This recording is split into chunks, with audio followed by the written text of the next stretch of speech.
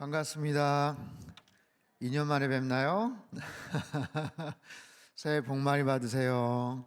네, 우리 옆에 계신 분들에게도 한번 인사하죠. 새해 복 많이 받으십시오. 야, 한 20일 지나고 나서 지금 오늘 이제 19일인가요? 20일인가요? 아유, 참 거의 한 달 가까이 저희가 못 뵀지만 심리적인 느낌은 한 두세 달도 더 된 것 같아요. 크리스마스도 있었고 송구영신 예배도 있었고 또 신년에 여러 가지 행사들도 있었는데 아유 뭐 뵐 수가 있어야죠, 그죠? 예, 원래 제 설교 차례가 아닌데 여러분 너무 뵙고 싶어가지고 제가 올라왔습니다. 여러분도 영상으로 참 예배드리고 이렇게 설교 듣는 거 참 많이 힘드셨을 것 같아요. 저희도 참 힘들었습니다. 텅 빈 공간에서 그냥 이렇게 설교를 하는 게 참 어렵고 마스크를 쓰니까 표정이 잘 안 보이잖아요. 입에 지금 표정이 웃고 계시는지 아니면 그렇지 않은지. 근데 괜찮아요. 마스크만 써도 괜찮은데 눈을 못 마주치고 이렇게 뭐 설교를 하거나 그러면 그것처럼 힘든 게 없더라고요. 아무리 뭐 코로나 시대에 뭐 온라인 유튜브 비대면으로 모든 게 다 가능하다고 하지만 그럼에도 불구하고 우리가 같이 또 이렇게 만나서 얼굴 보고 또 인사하고 아유 그래야 뭐 사는 것 같지 않겠습니까? 참 이제야 좀 숨통이 트이는 것 같은데 혹시 20% 넘으면 어떻게 하나 하고 또 걱정이 돼서 안 나오시는 분들도 많이 있으라고 생각을 합니다. 아무튼 오늘 너무 반갑고 아무튼 빨리 좀 회복이 돼서 온 성도님들이 함께 모여서 같이 예배를 드릴 날이 속히 오게 되기를 소망을 합니다. 어, 코로나 시대 지금 1년 됐어요, 그죠? 1년, 한 1년 이제 딱 됐습니다. 언제 끝날지 모르는 이 시대 속에서 불확실성의 시대, 한치 앞을 예측할 수 없는 그런 시대. 해마다 뭐 1월이면 여러 가지 설레임도 있지만 좀 염려도 있고 어떻게 올 한 해 살아갈까 이런 마음이 항상 있곤 했지만 올해를 시작하면서 갖는 마음은 좀 남다른 것 같아요. 이 코로나 시대가 얼마나 힘들고 불편하게 한다라는 것을 우리가 익히 알고 있었던 상황이기 때문에 야, 이런 모습으로 올 한 해도 계속 이렇게 가야 된단 말인가, 마스크를 써야 된단 말인가, 이게 굉장히 마음속에 큰 부담도 있고 또 염려가 됩니다. 어떻게 변할지 모르는 지금 우리가 살고 있는 이 판이 엄청나게 지금 흔들리고 있는 거거든요. 어마어마하게 흔들리고 있어요. 어떻게 펼쳐질지 모르는 그런 상황. 코로나가 끝났습니다. 마스크 벗어도 됩니다. 했을 때 과연 어떤 시대가 펼쳐질까 모르는 이제 그런 상황이에요. 어쨌든 우리는 꿋꿋하게 잘 적응해 가고 있죠. 1년 동안 잘 적응을 하고 살아가는 거예요. 마스크 쓰고 생활하고 지금 뭐 마스크를 안 가지고 집에서 나온다는 것을 거의 이제 생각을 못 하죠. 한때는 한참 맨날 까먹기도 하고 아차 마스크 뭐 이랬었는데 지금은 이제 뭐 항상 이제 마스크를 이제 착용을 합니다. 마스크 쓰고서 뭐 설교도 하고 마스크 쓰고도 찬양도 하고 이제 그런 시대인데 잘 적응해 가는 것뿐만 아니라 이제 뭐 적응이 아니라 이제 버티는 거죠. 버티는 거예요. 막 버티는 거예요. 이런 불확실성의 시대 속에서 막 정말 요동치는 이런 상황 속에서 우리에게 두 가지가 필요한데 뭐냐면 중심을 잘 잡는 것. 중심을 잘 잡는 것. 또 하나는 방향을 잃지 않는 것. 중심을 잡기 위해서는 어떻게 해야 될까요? 우리의 몸이 낮아야 돼요. 몸을 낮추셔야 됩니다. 몸이 뻣뻣하게 서 있으면서 중심을 잡기라는 것은 어렵습니다. 몸을 할 수 있는 한 낮추셔야 돼요. 낮추시고 흔들리지 않는 것을 붙잡아야 됩니다. 흔들리는 거 붙잡고 나는 괜찮겠지 하는 것처럼 어리석은 게 없습니다. 흔들리지 않는 것을 꽉 붙잡고 있어야 돼요. 그것은 우리 인생의 핵심입니다. 가장 중요한 핵심 가치를 붙잡는 거예요. 그래서 올해 표어를 선교주께 세상에 복이 되라. 너무 좋은 표어인데 작년에 제대로 못해서 올해 한 해 1년 더 하자 생각을 했고 그러면서도 불구하고 가장 중요한 핵심 가치 세 가지 뭐예요? 복음, 문화, 선교. 이 가장 중요한 핵심 가치 이게 가장 중요한 우리의 중심을 흐트러 놓지 못하게 만드는 가장 중요한 본질입니다. 그거를 꽉 붙잡고 있으면 흔들리지 않습니다. 균형을 잘 잡을 수 있어요. 그리고 꽉 붙잡고 있으면 거기에 따른 방향도 우리가 찾아갈 수 있게 되더라라는 거예요. 지금 굉장히 흔들리고 요동치는 그런 상황이기 때문에 여러분 균형을 잃지 마시고 방향도 잃지 마시고 복음과 문화와 선교의 핵심 가치를 잘 붙잡고 나가시기를 주님의 이름으로 축복합니다. 자, 갈라디아서 말씀을 지금 수요일 함께 나누고 있어요. 근데 왜 갈라디아서인가? 바울 사도의 13편의 서신이 있어요. 지난주에 우리 성경의 마스터 열심히 아마 여러분 잘 따라오셨으리라고 생각을 합니다. 13편의 성경 그 서신 가운데 복음에 대한 이야기를 참 많이 했는데 가장 앞권은 사실 로마서죠. 로마서는 복음의 백미, 가장 찬란한 정말 논리정연하고 기가 막힌 복음의 정수를 설명을 하고 있어요. 그럼에도 불구하고 왜 갈라디아서인가? 갈라디아서도 마찬가지입니다. 복음에 대해서 이야기를 하는데 그냥 이야기하는 게 아니라 변증을 하는 거예요. 변증이라는 것은 뭐냐면 복음이 왜 중요한가? 복음이 왜 필요한가? 뒤집어 말하면 복음 아닌 것을 우리가 붙잡으면 안 되는 이유가 뭔가라는 거예요. 다른 복음을 붙잡았을 때 어떤 일들이 벌어지는가? 그런 측면에서 그 반대되는 부분들을 지적하고 거기에 대한 변증을 하면서 이 복음의 핵심적인 내용들을 오히려 사도 바울이 더 강하게 이야기를 하고 있어요. 자, 갈라디아 지역에 보낸 편지. 갈라디아 지역은 사도 바울에게 있어서 첫사랑과도 같은 곳이다 라는 거예요. 1차, 2차, 3차 전도행, 사도행전 끝나고 나서 4차 전도행을 하면서 디모데 전후서, 디오도서 그렇게 기록을 하지 않았습니까? 1차 전도 여행 때 그가 열심히 복음을 전했던 지역, 사진 한번 띄워주세요. 바나바와 함께 팀을 이루어서 구브로라는 저 섬으로 가고 거기에서 떠나서 또 밤빌리아 쪽으로 건너가서 거기에서 타우르스 산맥을 넘고 비시디아, 안디옥, 이고니온, 루스트라, 더베, 저 지역이 갈라디아 지역이에요. 저 지역에다 편지를 보낸 겁니다. 저 지역으로 말하자면 사도 바울이 제일 먼저 전도행을 떠나면서 정말 애정을 갖고 복음을 전했던 지역, 열심히 복음을 전했던 지역, 열심히 복음을 전하다가 극렬한 유대주의자들에게 어마어마한 핍박을 받았던 지역, 루스트라라는 곳에서는 돌에 맞아가지고 거의 죽다시피 했어요. 아니 죽었다라고 생각을 할 정도로 그들이 돌을 집어던져서 사도 바울을 완전히 정말 곤죽이 되게 만들었어요. 얼마나 엄청난 핍박을 받았는지 몰라요. 그럼에도 불구하고 그 과정에서 벌떡 일어나서 더베라는 곳에 가서 또 복음을 전했어요. 그곳에 가서 또 복음을 전했고 다시 루스트라라는 곳에 와서 또 이고니온으로 다시 가서 비시디아 안디옥으로 가서 복음을 전했던 그곳에 있는 형제 자매들이 그 복음을 잘 붙잡고 살아가기를 정말 간절한 마음으로 권면하고 복음을 전했던 지역, 사람을 세우고 그래서 애정이 굉장히 많은 곳이에요. 첫사랑과도 같은 곳이다 라고 말씀을 드렸죠. 2차 전도여행 때는 루스트라에서 디모데를 만나요. 디모데를 만나서 자기의 제자로 삼고 함께 전도사에게 동참을 했던 바로 그곳. 그래서 여러 지역이 있지만 에베소도 있고 고린도도 있고 로마도 있고 많은 곳이 있지만 특별히 사도 바울에게 있어서 갈라디아 지역은 자기의 첫사랑과도 같은 정말 애정이 담긴 바로 그곳이.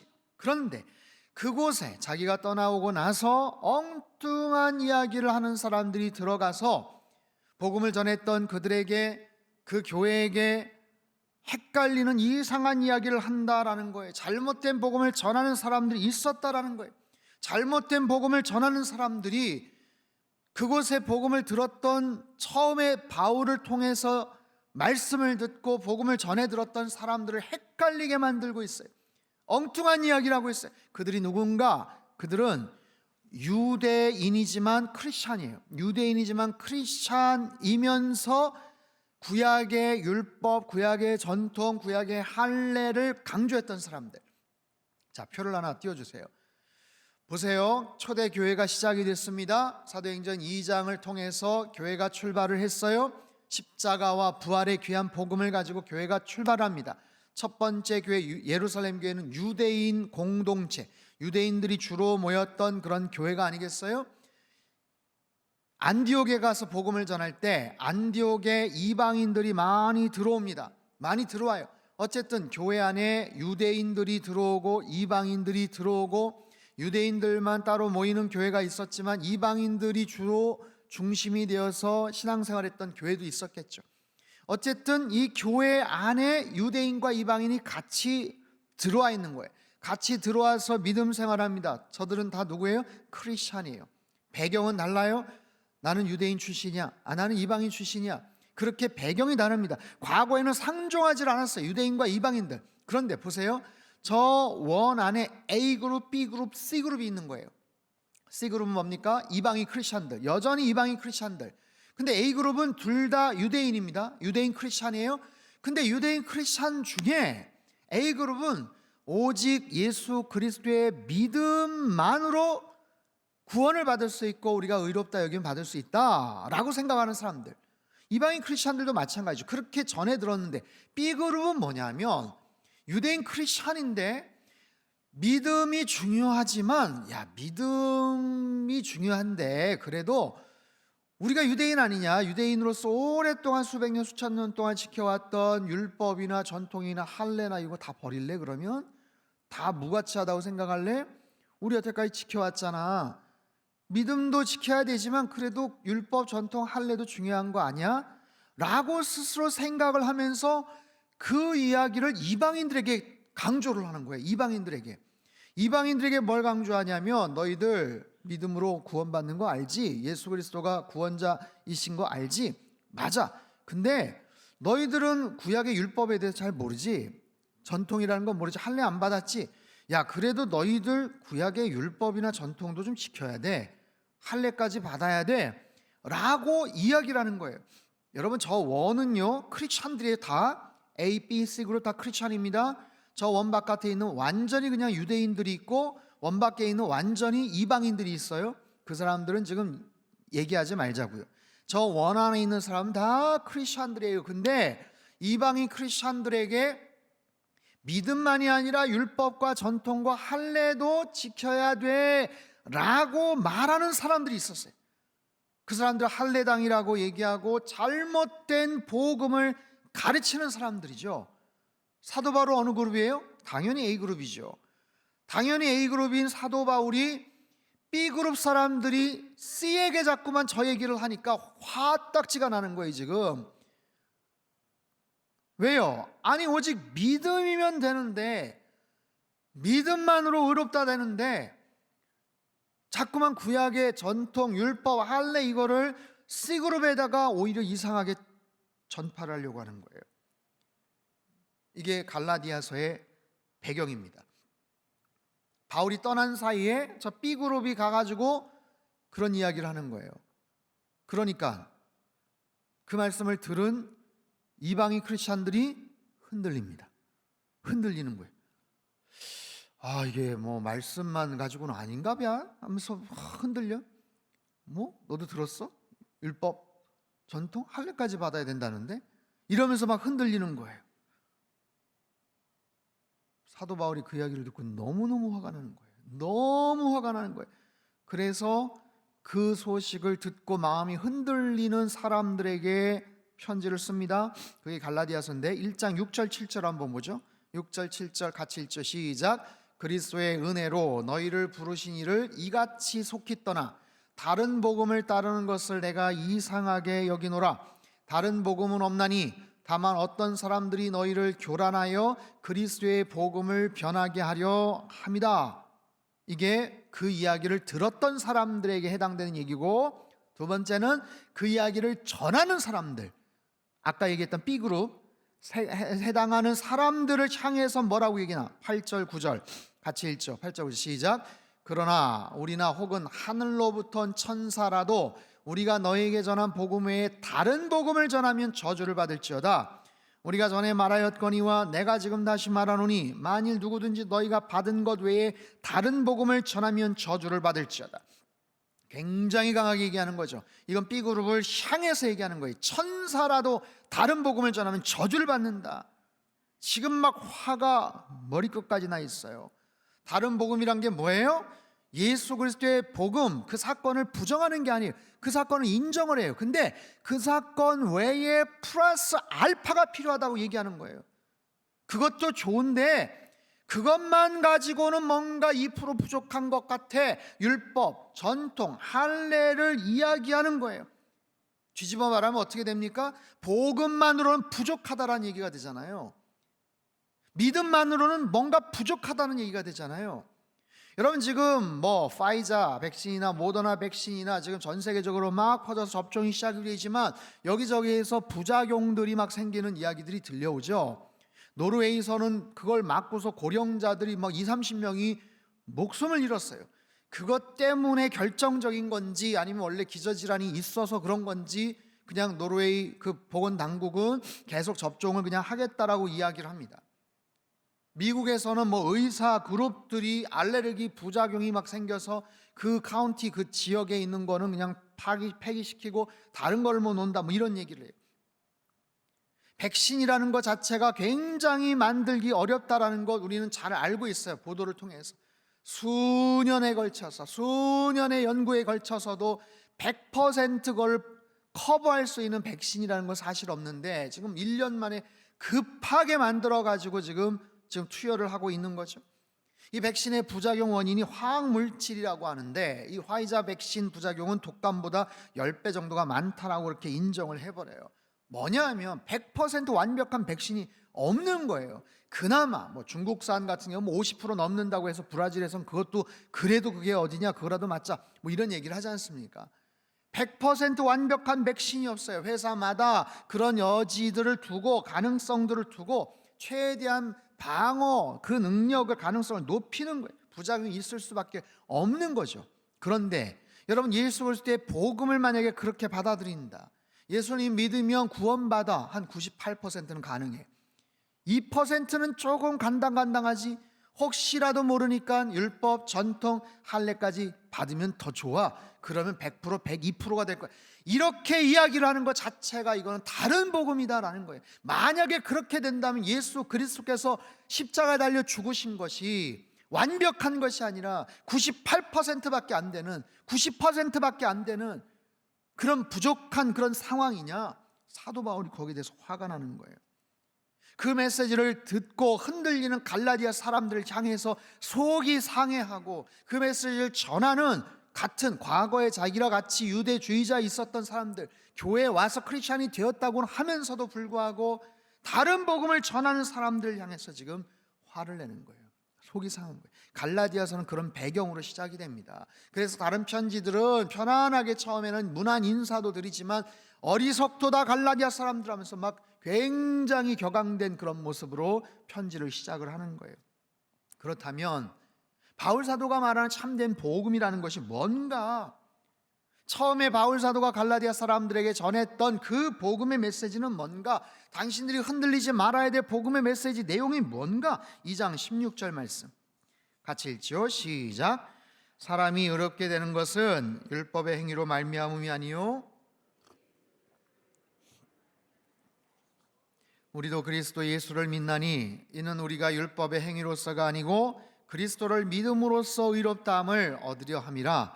율법의 행위로서는 의롭다함을 얻을 육체가 없느니라. 아멘.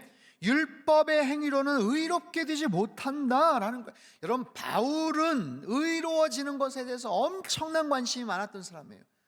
의로워진다라는 게 뭔가? 내가 의로워진다, 깨끗해진다, 성결해진다, 거룩해진다, 이게 도대체 뭔가? 어떻게 하면 내가 의로워질 수 있는가? 착하게 살면 되겠지, 율법을 지키면 되겠지 하고 바울은 열심히 구약의 전통이나 율법의 말씀에 따라서 정말 힘을 다해 살았어요. 정해진 시간대로 기도를 했고요, 정해진 원칙대로 금식도 했고요, 열심히 십계명의 말씀을 지켰고요, 그 사실에 분개해서 크리스찬들을 가서 막 쫓아가서 핍박을 했고요. 그럼에도 불구하고 그의 마음속에 자유함이 없었어요. 그 어떤 율법적인 행위로도 문제가 해결되지를 못했지요. 여러분, 지성이면 감천이다, 우리가 흔히들 알고 있는 얘기 아니에요. 지성이면 감천입니까? 맞을 수 있지만 틀릴 수 있는 거예요. 과거에 우리 어머니들 아침에 정한수 떠놓고 열심히 간절히 열심히 빌고 기도했죠. 우리 아들 잘 되게 해주세요. 우리 딸 잘 되게 해주세요. 도대체 누구에게 빈 거예요? 그렇게 열심히 비니까 지성이면 감천이다? 그렇지 않은 거예요. 성황당에 가서 돌 얹어놓고 열심히 빌면 된다? 그렇지 않은 거예요. 바울이 과거에 지키고자 했던 구약의 전통이나 율법 모든 행동 지침들, 그게 바울에게 구원을 주지를 못했어요. 다메섹 도상에서 예수님을 만나고 그가 꼬꾸라지고 나서 여러분 얼마나 열심히 살았던 사람입니까? 그럼에도 불구하고 그 열심히 자신에게 만족을 주지 못했고 보람을 가져다 주지 못했고 의미를 찾지를 못했어요. 열심히 율법의 모든 행위를 가지고 뭔가 얻으려고 했는데 그게 되지를 않았던 거예요. 중세의 종교개혁자 마틴 루터가 그 자신 안에 있는 죄성을 가지고 얼마나 치열하게 고민을 하고 자기가 있었던 그 성당의 그 계단을 수십 번 수백 번을 오르락 내리면서 고행을 하고 속죄를 하고, 그런데도 마음속에 자유함이 없었어요. 그가 그런 얘기를 합니다. 만약에 그런 고행이나 속죄 행위를 통해서 내가 만약에 구원을 받는다면 이 수도원에서 내가 1등이다. 내가 1등이다. 나 말고 그럴 사람은 없다. 그럴 정도로 그렇게 열심히 고행을 하고 수행을 했지만 편하지가 않았고 만족이 없었고 의롭다 여김받을 확신이 없었던 거예요. 자유함을 누리지 못했어요. 그런데 사도 바울이 다메섹 도상에서 만난 그 예수 그리스도를 통해서 자신이 엉뚱한 삶을 살았고 자신이 엉뚱한 열심에 그렇게 노력을 해왔던 것을 깨닫고 나서 비로소 진리를 발견하고 비로소 생명의 빛을 발견하고 험악한 인생을 열심히만 살았던 사도 바울의 인생이 완전히 180도 터닝포인트를 만나서 그의 인생이 완전히 바뀌지 않습니까? 그리고 나서 그는 비로소 자유함을 누리고 비로소 참된 인생의 기쁨과 만족을 누리고 비로소 참된 영생에 대한 확신을 가지고 살아갔다는 거예요. 사도 바울이 경험했던 이 복음을 경험하고 나서 그가 어떻게 살려고 노력을 하는가, 오늘 읽었던 갈라디아서 2장 20절 말씀 같이 한번 읽죠. 시작. 내가 그리스도와 함께 십자가에 못 박혔나니 그런즉 이제는 내가 사는 것이 아니요 오직 내 안에 그리스도께서 사시는 것이라.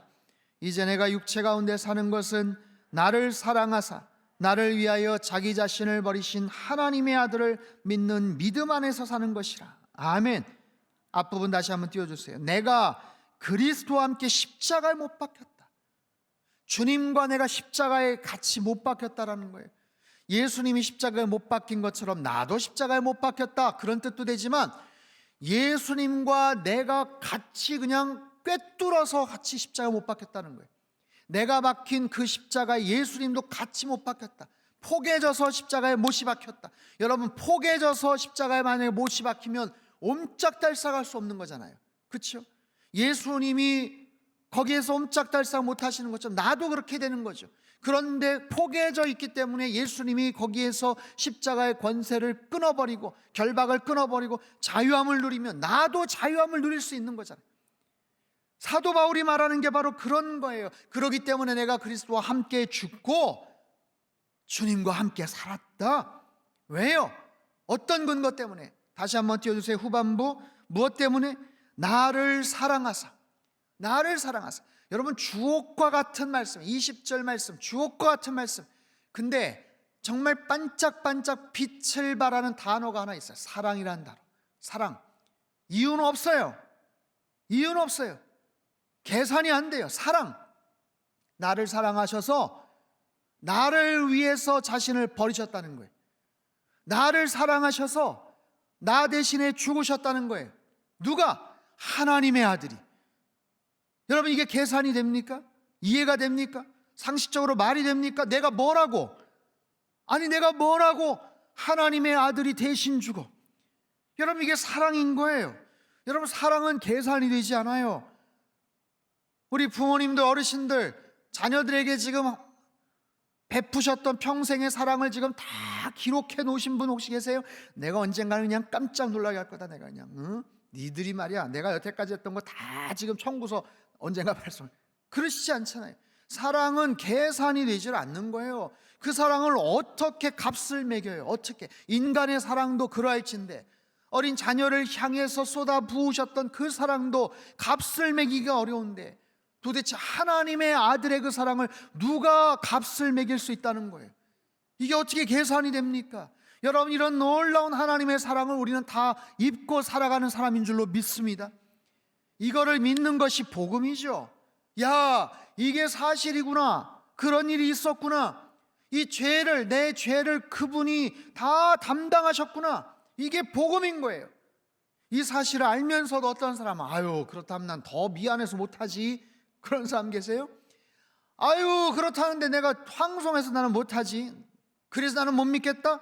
아주 고급진 핑계입니다. 그거는 그렇지 않아요. 그게 사실이라면 그 사실 자체를 그냥 나는 받아들이기만 하는 거예요. 그게 복음이고 그게 구원의 시작이죠. 사도 바울만 그런 게 아니고 2000년 전 골고다에서 주님께서 이미 우리의 죄값을 다 지불하셨다는 것, 그것을 내가 받아들이는 것, 그 사실로 인해서 우리는 구원의 놀라운 은총을 다 입는 그런 하나님의 자녀가 되는 줄로 믿습니다. 나를 위해서 죄값을 치르시고 나를 위해서 금오진 십자가에 달려 죽으시고 그 사실을 나는 뭐 하면 돼요? 그냥 받아만 들이면 되는 거예요. 아멘으로 그냥 받아만 들이면 되는 거예요. 감사합니다 주님, 받아만 들이면 되는 거예요. 이게 믿음이고 이게 복음이에요.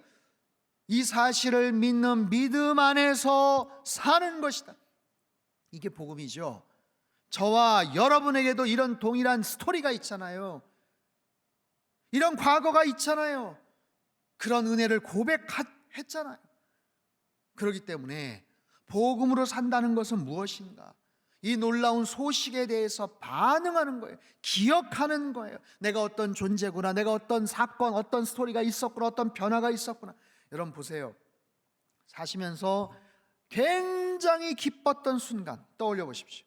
깜짝 놀랄 그 순간, 감정이 정말 요동을 쳐요. 감정이 북받쳐서 어떻게 할 수가 없어요. 막 심장이 벌렁거리고 어떻게 할 수가 없어요. 그럼에도 불구하고 아무리 드라마틱하고 기가 막힌 기쁨의 소식이라고 해도 시간이 지나면서 잠잠해집니다. 그렇죠?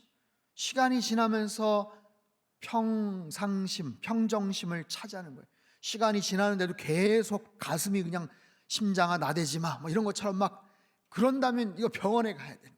감정이라는 건 그런 겁니다. 감정이라는 것은 아무리 기쁘고 좋은 일이 있었어도 워낙 우리 어르신들 감정 표현하는 거를 아주 신중하게 하시는 이제 그런 순간이 있으시지만 그럼에도 불구하고 이 감정이라는 건 시간이 지나면서 살살 평온하게 사그러드는 거예요. 그렇다고 그 사실이 없어지는 건 아니잖아요. 그렇다면 그 사실을 어떻게 하는가? 우리는 기억해내는 거예요. 계속해서 기억해내는 거예요. 계속해서 생각해내는 거예요. 계속해서 듣고 확인하는 거예요. 맞아, 내가 그런 존재지. 맞아, 주님께서 나에게 그런 일을 하셨지 라고 생각하는 거예요. 여러분, 복음으로 산다라는 것은 다른 것이 아닙니다. 그때 느꼈던 그 감정을 내가 계속해서 기억해내면서 다시 한번 확인하는 거예요. 그리고 그 사실을 다시 한번 또 읽고 또 읽고 다시 그 감격을 누릴 수 있게 하는 거예요.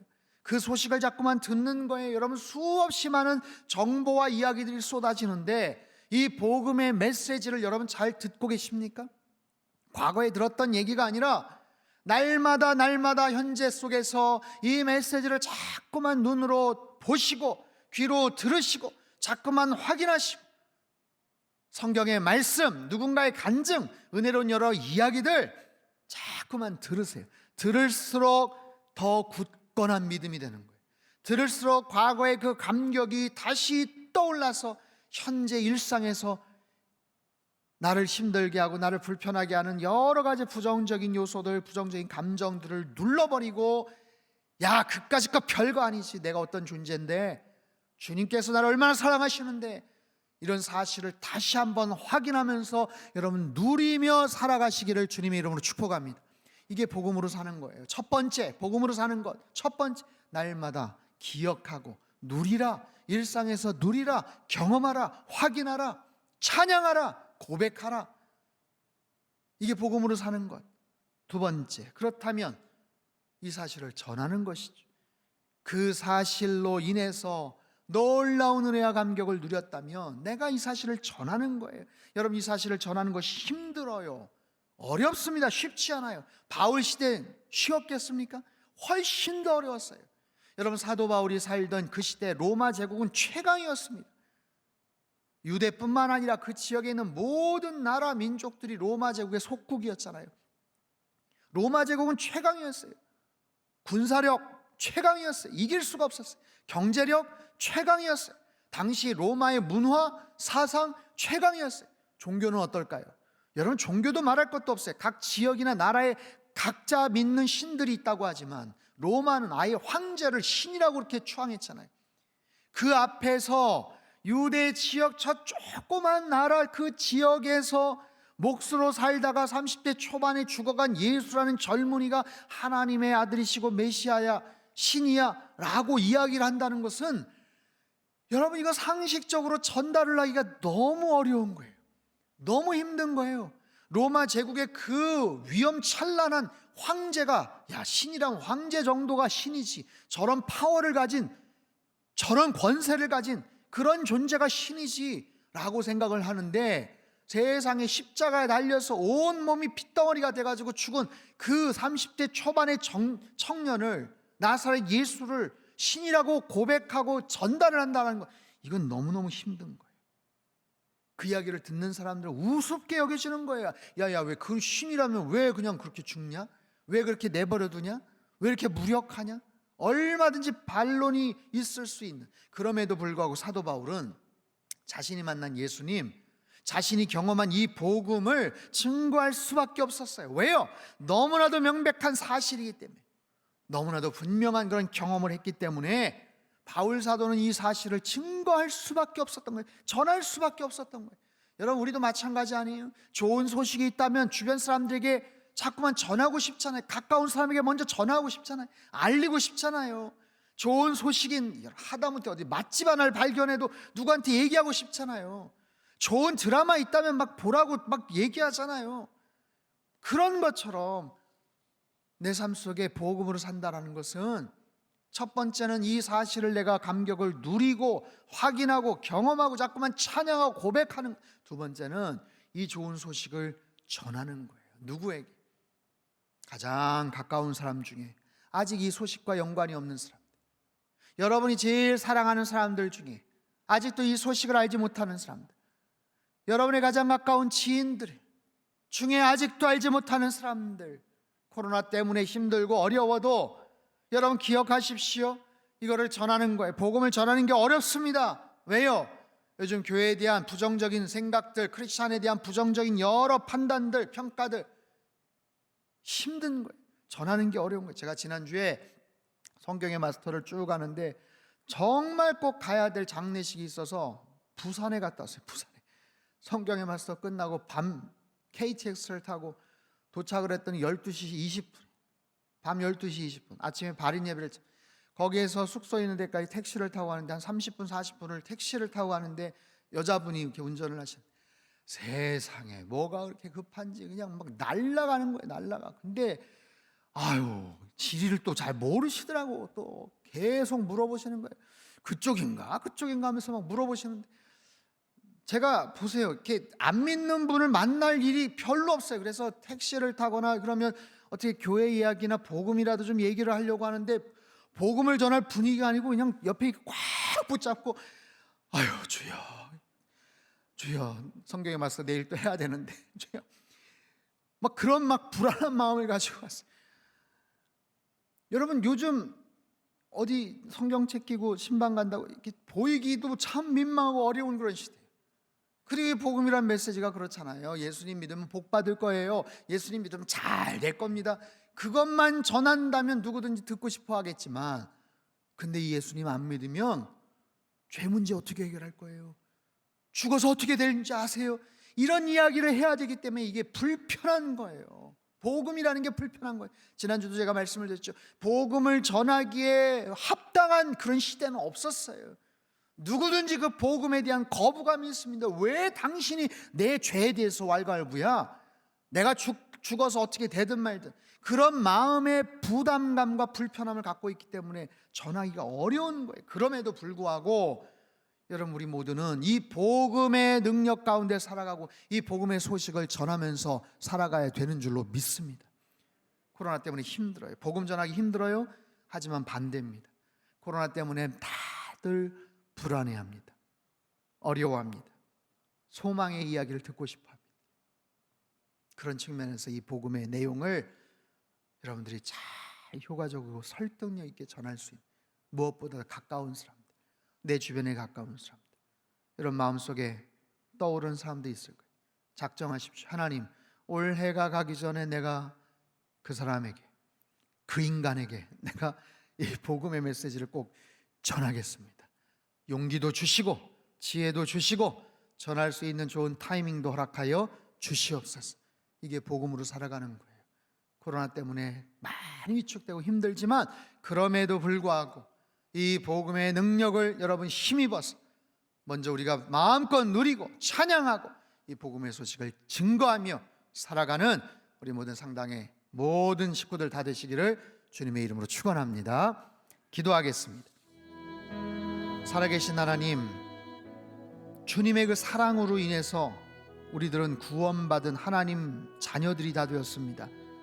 정말 계산이 되지 않고 상식적으로 믿겨지지 않는 참으로 그 놀라운 복된 소식, 우리가 날마다 기억하며 날마다 주님의 그 은총을 찬양하며 날마다 그 놀라운 복음의 능력 가운데 거하며 살아가게 하여 주시옵소서. 아직도 이 소식을 알지 못하는 사람들에게 하나님 올 한 해 꼭 이 복음의 소식을 증거하게 도와주시고 함께 이 복음의 능력과 기쁨 가운데서 하나님을 찬양하는 귀하고 아름다운 올 한 해 삶이 되게 축복하여 주시옵소서.